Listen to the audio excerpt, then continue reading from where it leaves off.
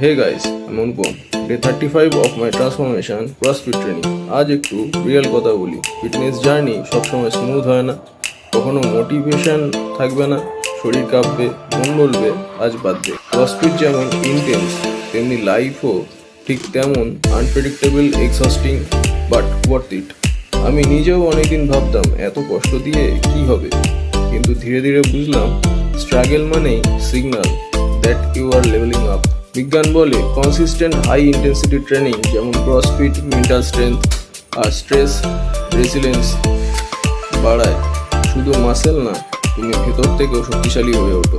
তাই মনে রেখো, pain is temporary but quitting lasts forever. তাহলে বলো, তুমি কি দাঁড়িয়ে থাকবে নাকি উঠে আরও এগিয়ে যাবে? কমেন্ট করে জানাও। See you on the next session.